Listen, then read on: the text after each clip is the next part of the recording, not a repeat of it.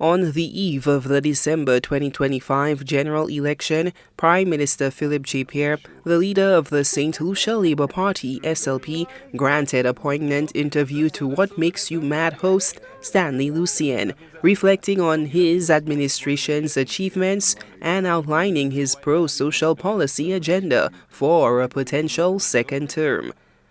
You've been Prime Minister from 2021. Just looking back, what to your mind is your single greatest accomplishment as an administration? It may sound small, but I think the minimum wage Was and the advancement into the crime and court of justice.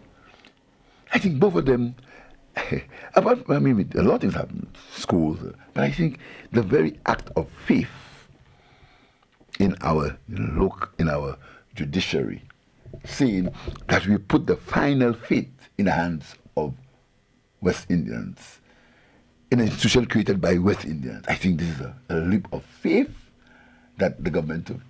Prime Minister Pierre focused on two major policy milestones achieved during his term, asserting both were implemented for the long-term benefit of the country.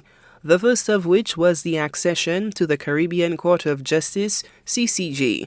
The Prime Minister highlighted St. Lucia's move to the CCJ, a measure that was not without controversy. In 2023, the opposition United Workers' Party, UWP, mounted a vigorous call for a referendum, staging a series of protests outside Parliament. However, as the constitutional provisions were satisfied by the votes of government legislators, no referendum was legally required. Pierre also spoke of the introduction of a national minimum wage, a measure he argues was implemented in the best interest of the people and the nation's long-term development.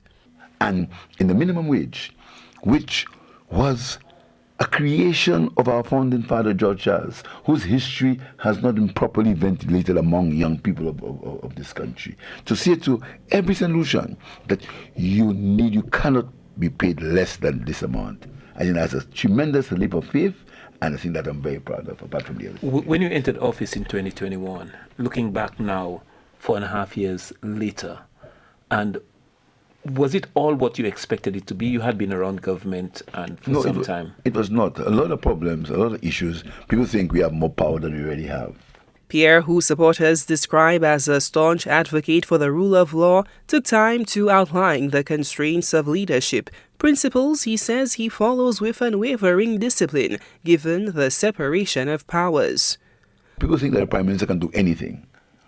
You can't do anything. And that is a big... And then when you become prime minister, you realize you really can't do anything, even though you thought you could do everything. You understand? And that was the reality of the fact that a prime minister cannot do everything. What to you was the lowest point and in your prime ministership, of your prime ministership? I rather don't say, but it's not political. The Prime Minister has maintained his consistent call against personal attacks and continues to position himself as a champion for the downtrodden and often marginalized sectors of society, a baton he says he will continue to carry.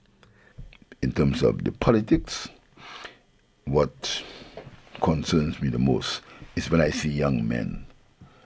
I was in Palma constituency and I saw young men with COPD.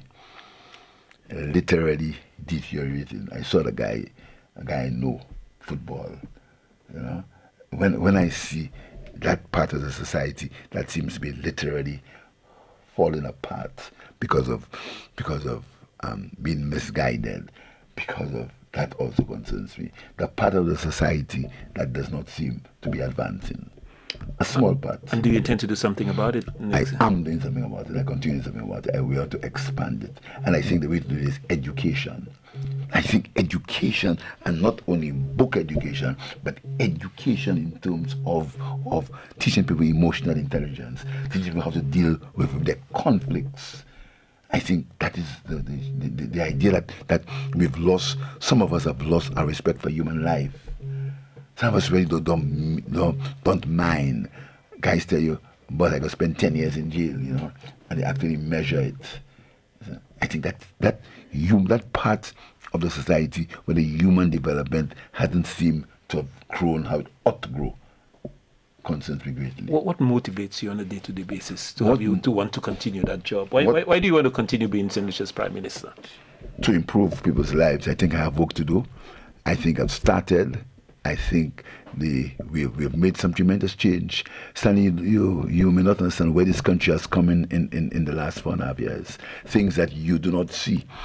Basic infrastructural changes we've made. How we improve people's lives.